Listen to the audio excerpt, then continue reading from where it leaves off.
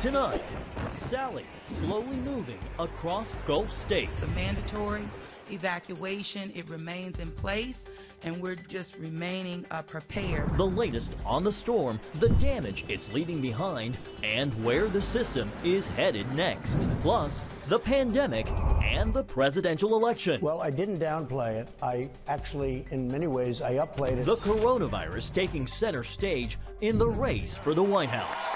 And we hear from Vice President Mike Pence about the historic Middle East peace deals signed at the White House. All this and more tonight on Faith Nation.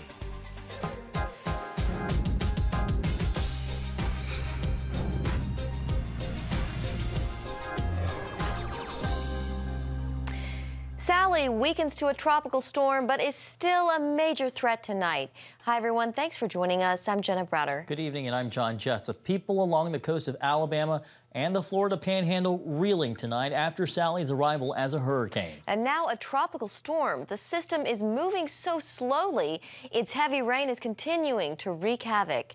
Eric Phillips has been following the storm's track and has tonight's top story. Eric? Jenna, John, Sally made landfall just before 5 o'clock this morning, bringing with it 105-mile-an-hour winds and rain that turned streets into rivers.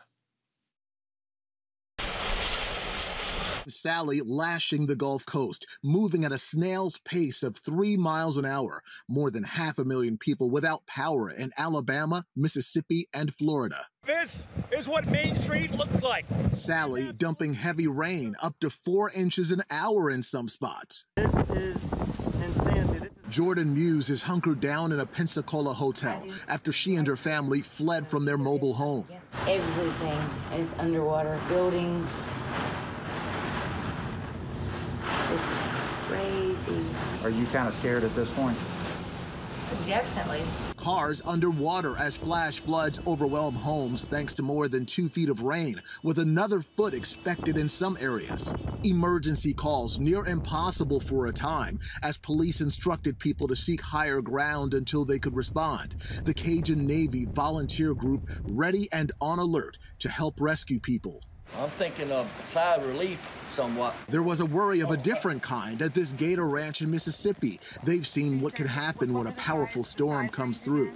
Gulf Coast Gator Ranch has been here about 45 years now. It used to be a farm until Hurricane Katrina hit and all of our gators got loose. We had close to 250 gators get out. There have been no reports of fatalities so far, but we won't likely know the full effect of this storm for days to come as it continues its slow creep across the Gulf Coast. John and Jenna.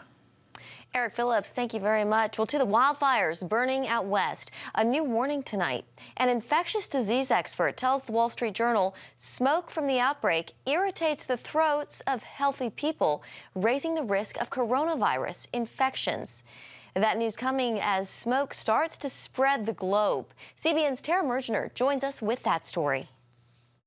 The wildfires devastating California and other parts of the western U.S. are said to be the worst in 18 years. Scientists say thick smoke is now spreading not only across America, but even to Europe.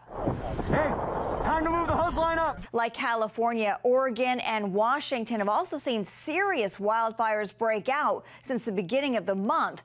They come following hot, dry, and windy conditions. Dramatic video recorded on a firefighter's helmet captures how fast fire recently overwhelmed crews in California, engulfing homes, melting cars, and slowing firefighters trying to maneuver through smoke-filled streets. International air quality website IQ Air says Portland has the worst air quality in the world. Authorities say at least 1 in 10 visits to the ER are related to air quality. Absolutely. We've definitely seen an increase in respiratory illness, particularly in people predisposed to it. The deadly fires have burned about 5 million acres, with tens of thousands forced to flee their homes. An estimated 87 wildfires continue to burn in nearly a dozen states now, pushing firefighters beyond exhaustion.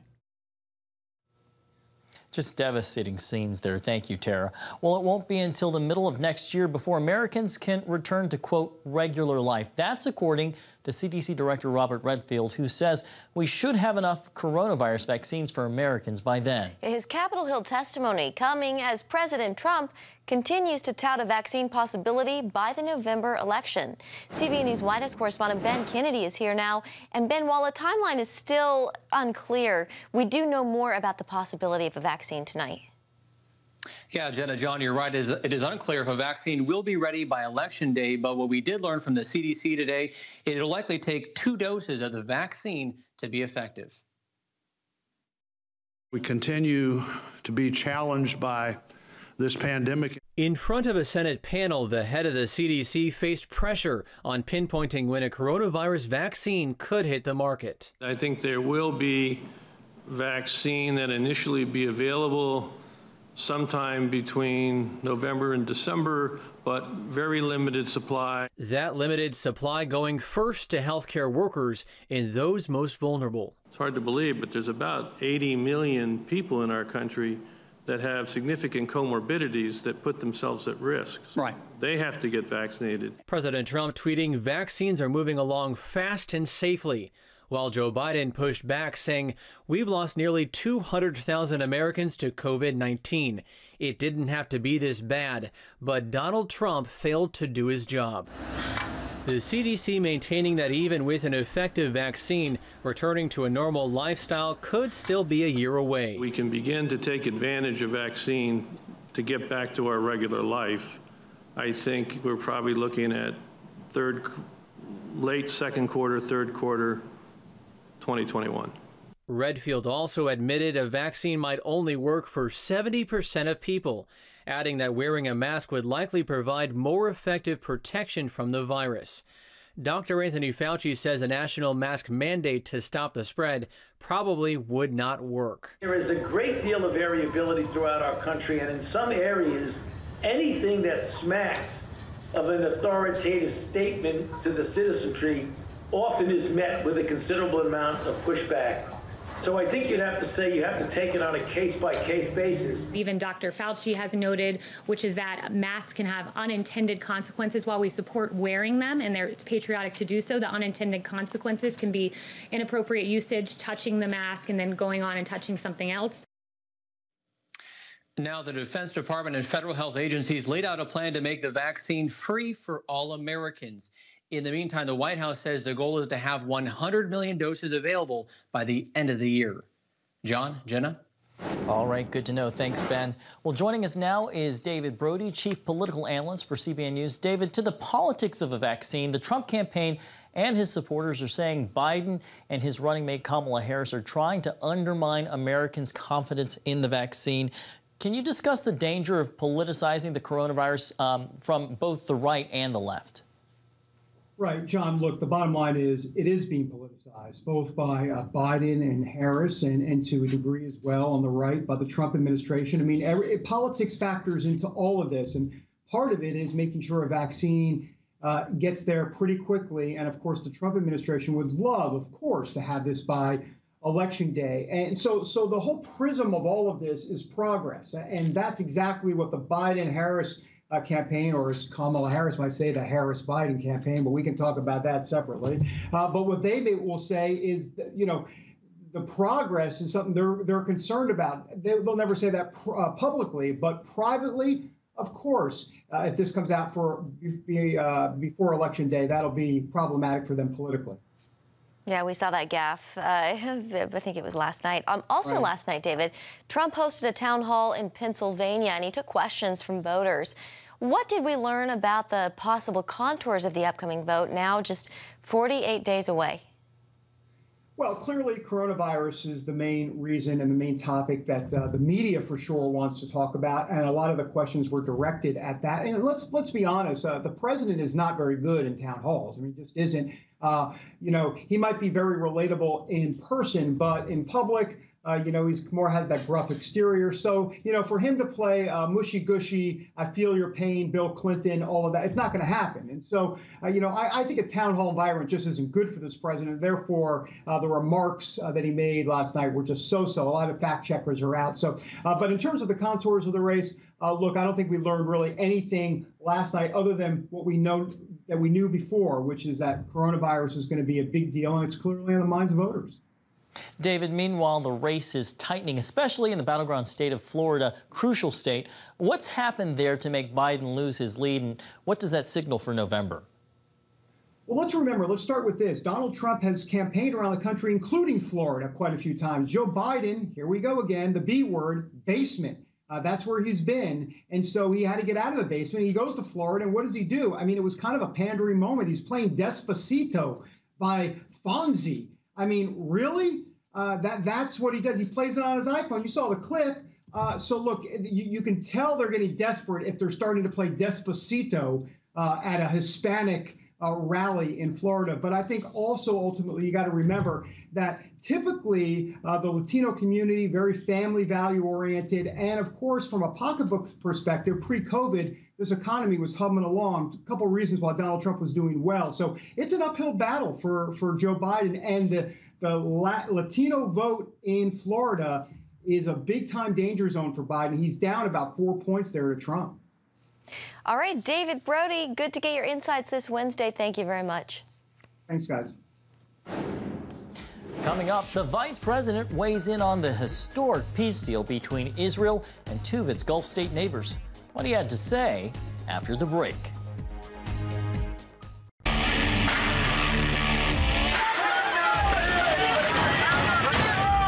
Having sex before you're married is a bad idea. Don't tell me there's no such thing as gun violence. That just depends on your definition of when life begins. Watch Dan and Dale tackle trending topics that test your faith on the next Faith Wire, Monday night at 9:30. The Global Lane takes you around the world, providing facts over fiction. What might rising trade and geopolitical tensions mean for you on the home front? With over 45 years of experience, award-winning journalist Gary Lane brings you the truth from a global angle. What about the issue of immigration? World news analysis you won't see anywhere else. And it's all right here on the Global Lane. Watch The Global Lane, Thursday night at 9:30.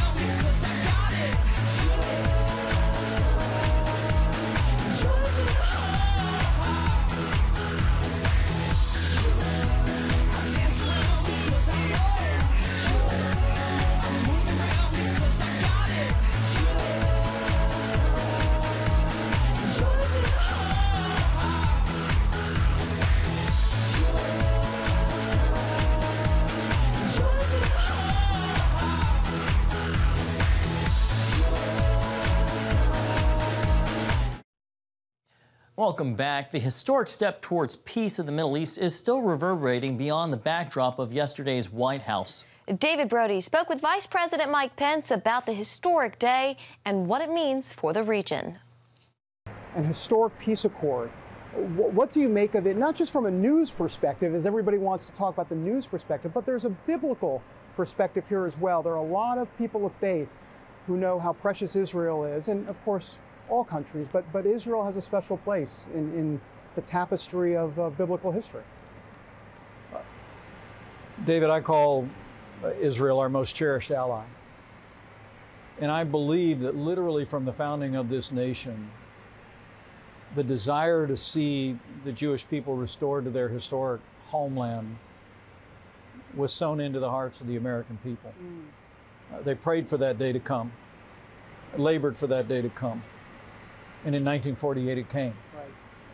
And from this White House, it would be President Harry Truman that had the United States be the first nation on earth to recognize the Jewish state of Israel. But I have to tell you, as a strong supporter of Israel, I couldn't be more proud.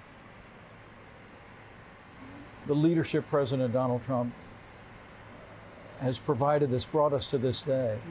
I mean, first, he made it clear if the world understands nothing else, they need to understand this. America stands with Israel. It was this president that moved the American embassy to Jerusalem, the capital of the state of Israel. He recognized Israel's sovereignty over the Golan Heights. And we've reaffirmed our strong commitment to Israel, as perhaps no other administration in my lifetime. But at the same time, President Trump made his very first trip overseas to go to a capital of the Arab world. He brought together more than 50 nations to form a new alliance to counter radical Islamic terrorism. And we began to forge relationships within the Arab world. We've isolated the leading state sponsor of terror in the world, in Iran, like no other time in recent memory. But all along the way, those relationships began to be forged. And 1 month ago, it would be the United Arab Emirates that for the first time in 26 years became an Arab nation that recognized the Jewish state of Israel and established diplomatic relations. And then just a few short days ago, announced on 9/11, Bahrain joined the UAE in recognizing Israel. And as the president said today, we believe more Arab nations will join us. I mean, in a very real sense, I think President Trump demonstrated that as we stand strongly with Israel, but also stand for peace, that we can see history unfold. And I truly do believe what happened today on the South Lawn of the White House is the beginning of a new era of peace for Israel, for the wider Arab world. And it's very humbling for me to be some small part of it. All right, David, thank you. Up next, religious oppression in Russia, how the Kremlin is cracking down against people of faith.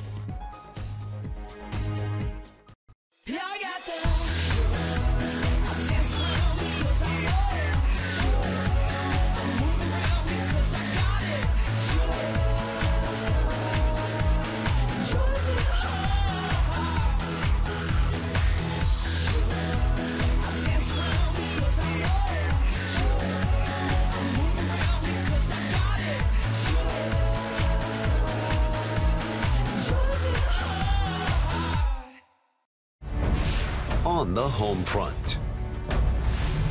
Thanks for joining us for CBN's On the Home Front, where we highlight what the men and women of America's military do to defend our country. CBN honors the men and women in our military with an initiative called Helping the Home Front. It partners with churches across the country to meet the needs of their military families, from repairing homes to wiping out medical bills for wounded veterans.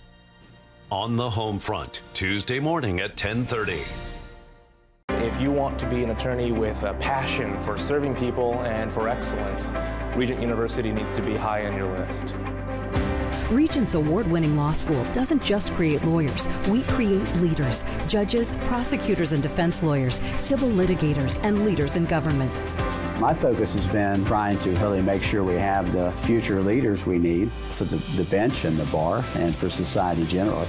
You'll learn from highly credentialed leaders who are current and former judges, distinguished scholars, and ACLJ counsel. I'm so glad I chose Regent. The relationships here have been amazing. The faculty have been amazing. Not everybody's called to the same thing when they leave law school, but they're called by a God who has a purpose for their lives, and He is going to use that education to make a difference in the world. Regent will prepare you to be a purpose-driven, practice-ready lawyer. To start your rewarding law career, complete the online application, submit your transcripts, and take the law school admissions test by July. Apply today.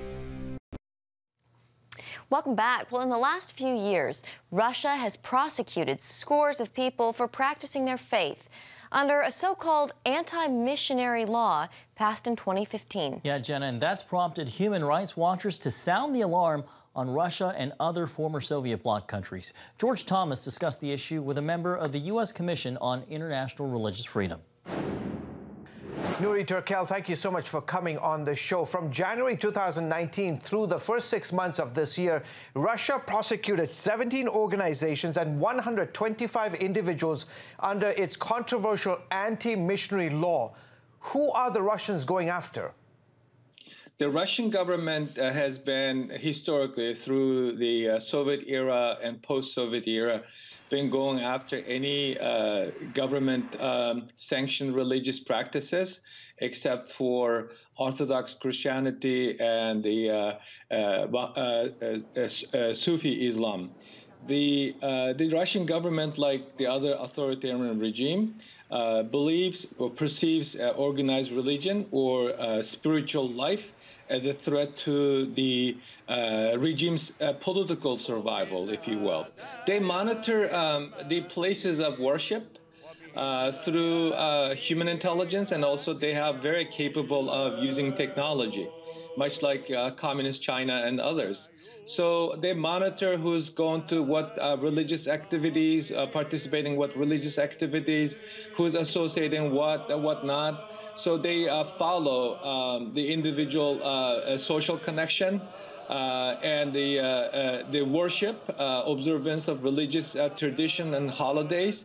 So they have a various ways of monitoring religious activities of those that the government objects. What role is the Russian Orthodox Church playing in suppressing religious freedom today?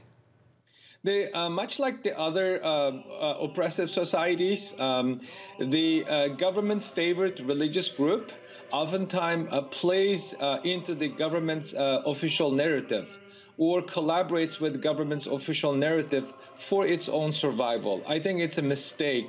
The Russian Orthodox Christian community should work with the fair-minded Russian officials advocating religious freedom, because religious freedom actually provides stability to the government, not the religious persecution. When the governments respect individual religious freedom, individuals' freedom to worship, practice any type of religion that they wish, or not to practice any type of religion, actually helps to create a stable, diverse, respectful society. We are seeing the state of religious freedom deteriorate in some of the countries of the former Soviet Union, like Uzbekistan, Kazakhstan, Kyrgyzstan, and Tajikistan, right? The Russian and the Central Asian or former Soviet republics' policies with respect to religious freedom have been symbiotic. So they are following, that's just a new norm of old Soviet style of religious persecution, even though some religious practices are not officially sanctioned. Because of their tradition, because of their historic background, because of them kind of creating this new alliance, tackling societal threats, they find an excuse, a cheap excuse in religious practices. So the Russian former Soviet republics follow the Russian policy initiatives, sometimes just copy and paste, sometimes just adopt some of the policies being implemented by Kremlin. Okay, terrific. Nuri, thank you so much for coming on the show. Appreciate your insights. Thank you very much for having me on. No name, no problems. Still ahead, finding God in the Constitution. If you want to be an attorney with a passion for serving people and for excellence, Regent University needs to be high on your list. Regent's award-winning law school doesn't just create lawyers. We create leaders, judges, prosecutors and defense lawyers, civil litigators, and leaders in government. Ready to become a purpose-driven, practice-ready lawyer? To start your rewarding career, complete the online application, submit your transcripts, and take the law school admissions test by July. Nutrition, exercise, essential oils, weight loss, and more. It's Healthy Living with Lori Johnson. Talk about what's in this. Join CBN health reporter Lori Johnson to get the latest information from today's top health experts. This is fantastic. Find out what you need to know to live a healthier life. Watch Healthy Living, Tuesday night at 9:30. Woohoo! Hi, Superbook fans. Here's something else you'll love. It's the new Superbook Bible app. It's packed with games, activities, and Superbook episodes that you can watch for free. Oh, no! There's trivia, a fun daily devotional, and answers to your Bible questions. Plus, an easy-to-understand Bible the whole family will enjoy. You can even create your own Superbook character. Ta-da! Whoa! Millsburg Falls man coming. Sorry, pardon me. Sorry, excuse me. Ouch! Are you getting this? Earn super points to win daily prizes, too.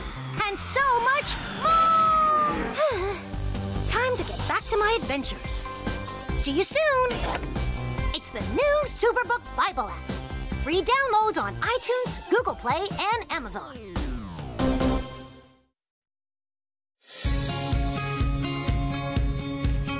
Young people, millennials, are flocking to church. It's not an exaggeration to say that we love to meet them and that we love to know their stories. Well, tomorrow, September 17th, is Constitution Day, marking the document's ratification. And while the Constitution doesn't specifically reference the name of God, that doesn't mean he can't be found. CBN's Paul Strand reports. The U.S. Constitution, written and signed by our founding fathers, sits here in the National Archives. These founders saw themselves as men of faith and used what they learned in God's Word to help them form their new nation's law and government. So I like to say, it's not that we established a Christian country, but without Christian values, we would never establish this kind of country. We're shaped by the Bible. Outside the National Constitution Center in Philadelphia, historian Peter Lilback showed me phrase by phrase how the preamble of the Constitution reflects these biblical values. It begins by saying, we the people of the United States come together to make a more perfect union. They want to be one. They know they can't be perfect. That's a biblical idea. We're trying to get better. We can progress. Then establish justice. Lilback quotes Micah 6:8. The Lord has shown you what he requires of you, O man, that you would do justice and love mercy. Justice is a biblical concern. Ensure domestic tranquility. Paul will say in Romans chapter 12, as much as lies within me, I will live at peace with all men. Provide for the common defense. So we know that one of the great principles of God's law is to defend the orphan and the widow. Promote the general welfare. We should do good to all men, especially to those of the household of faith. And secure the blessings of liberty. I always like to say that the word blessing is a word you don't hear atheists using. The very nature of blessing is something that's being given to us from God. And liberty is something that God has blessed us with. And then the Constitution lays out our legislative and judicial and executive branches of government. And all three reflect different aspects of God himself that are shown in the Bible. In Isaiah 33:22, where it talks about how our God is a God who's a lawgiver. He is, in fact, a judge. He is also a king or a ruler. Again, derivative of God's very word, God's very nature. Lilback sums up what the Bible did for America through our founders. By learning from his word, we gain wisdom, and that wisdom creates, if you will, the longest continuously used Constitution on the face of the earth. And September 17, 2020, marks the 233rd birthday of that historic freedom-guaranteeing document. Paul Strand, CBN News, reporting from the National Archives. All right, great story. Thank you, Paul. And that is going to do it for Faith Nation tonight. Have a great night and see you tomorrow.